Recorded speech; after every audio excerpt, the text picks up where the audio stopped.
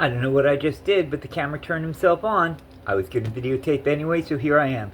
So, I don't know if you guys picked up, but the other day I was on the YouTubes and I saw this guy make one of these little shorts where basically he took mashed potatoes and deep fried them. And he did a couple of other things, but something got stuck in my head and I got to try it. So the first thing he says is that, I also then I went and I did kind of a roundabout search of other people who had made something similar, just because that guy had a 30-second short. It had some ingredients on it, no amounts and things like that. So one of the first things that seemed to be said is that if you want to, you can use some melted butter in this. So I'm going to choose to do that, and I've got some butter right here, and I'm going, it's very hard to clarify a single stick of butter, but I'm going to try and clarify it because I'm already melting butter, so why not? And then I got some cornstarch. They say about 3 tablespoons going in it will help. I have it in the house. And then here's the other thing. Some people talked about using some breadcrumbs. I have some panko right here. But the thing is that a lot of people also recommend that you use an egg wash for this, and I'd really rather not do that, because then it's like it's kind of like an omelet that's crunchy on. I'm gonna really try and not do that. However, I could see myself maybe putting some olive oil or something on it to hold on to the panko, or hopefully if this works like the guy in the video worked, I won't have to use anything. It'll just be the potatoes itself. So I'm going to get these butter melting right now, and then I'll be back with you, and thanks for watching. Okay, just as I thought, I did manage to clarify it somewhat, but I either need to use more butter in this vessel, or I need to get a smaller vessel that will allow me better access to it. But I've got a stick melted here. God, I hope I use it, because what the hell am I going to do with a blob of melted butter after this? I don't know. I don't want to waste butter. So what I'm going to do is I've got 2 different types of mashed potatoes here. Two different time periods. This I made the night before last. I made it with some chicken broth, and then additionally, these potatoes that I peeled, they were right on the edge of sort of being squishy and not usable. They did fine. Clean. I'm very good at peeling off whatever sprouting or whatever on it. But it did become a little more like glutinous or gluey. And then yesterday I made a fresh set of mashed potatoes. So I'm going to be really interested to see how these go separately each, and how it works out. Okay, so I've got my melted butter over there. I'm going to start work with, I guess, the first things of cornstarch of potatoes. I think there's no reason why I couldn't put the cornstarch in just this soup vessel and work it from there. So that's what we'll do. And we want, I think, 3 tablespoons, it says. Well, when you cook, you use your own methods, and I'm telling you that I'm just going to use about 1.5 tablespoons, because I've got it broken up into 2 different sets of potatoes, and that's very little for what we've got going on here. So I'm going to do 1 full. But I have to rip the bag open a little more, but I don't want to lose the cornstarch and, have it go bad because it's exposed to air. It's one of those things, you know what I'm saying? It's one of those things. Okay. Come on, you son of a bitch. Okay. The other thing I was thinking of was using flour, but I think I like the cornstarch better as a starch fry, because it's also going to dry stuff up that maybe it's too moist or whatever. So I know the cornstarch is going to not only add to the body of it, but it's also going to keep anything soupy from forming and give it a little bit more cohesion, I think the word is. Okay, so that's a tablespoon and a half, and of course I fucked up my shirt.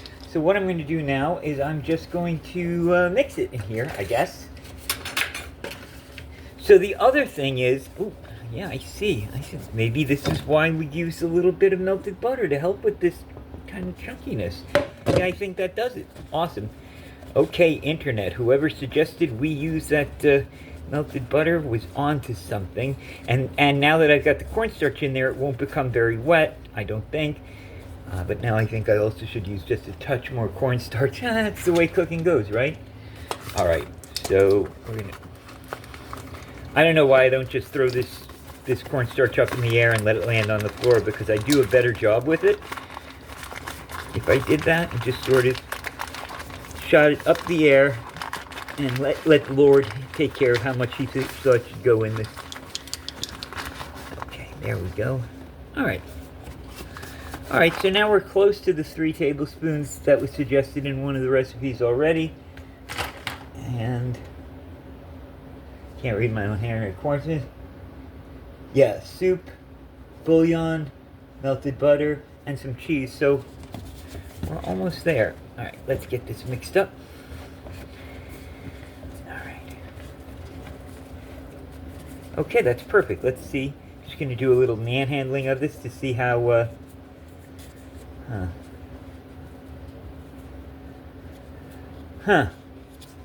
New plan.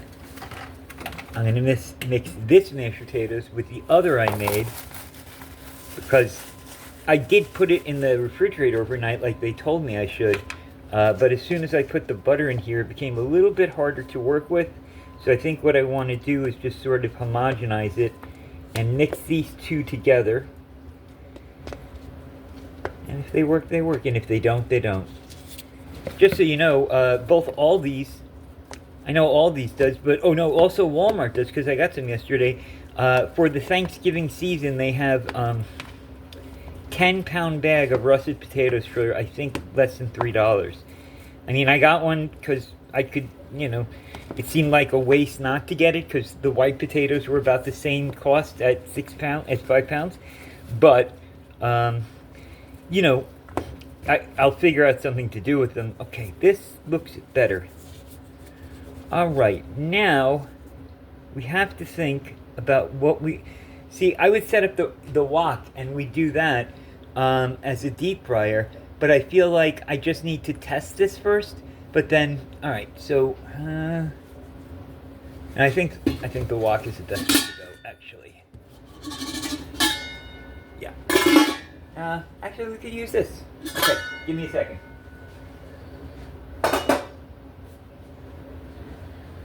Okay. Got this here, got this here. I'm gonna take the rest out of this shit. I'm running the dishwasher, and if I'd known I was gonna have this dirty dish come out, I wouldn't have put it, wouldn't have started it.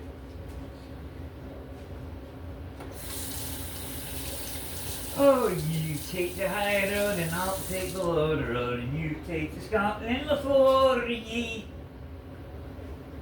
Alright, we'll deal with that later. Okay. So,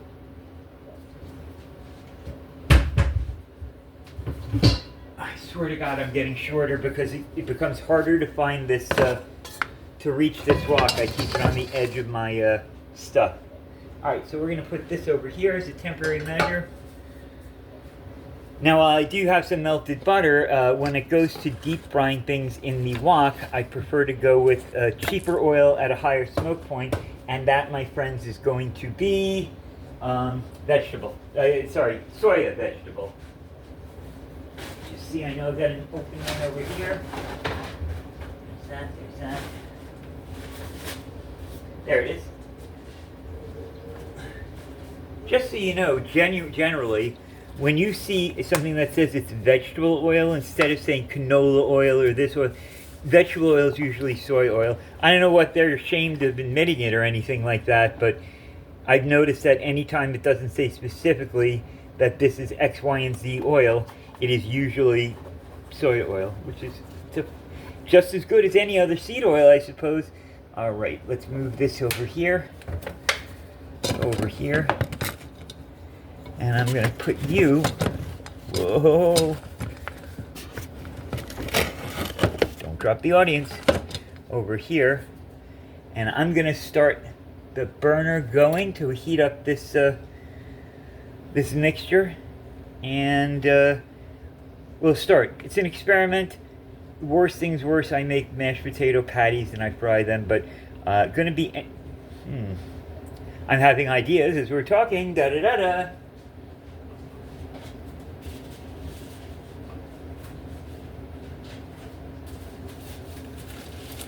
How about I just put a little bit of panko right off here to the side, just in case I want to give it a little test dip. You know what I'm saying? Just a little test dip, that's all.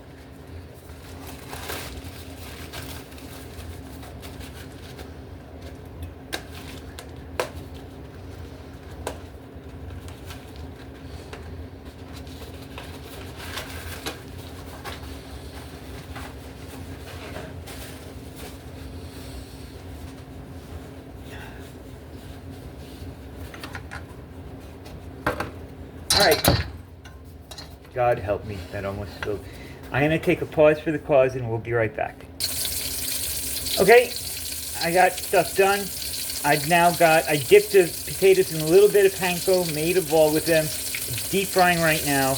I'm going to test one of them and taste it, and then I'll let you know how it goes.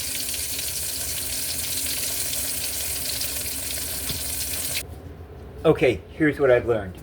First of all, it's better without the breadcrumbs. I seem to think, and it could also be that when I did the breadcrumbs, I also lowered the temperature of the oil, and that may have been it too.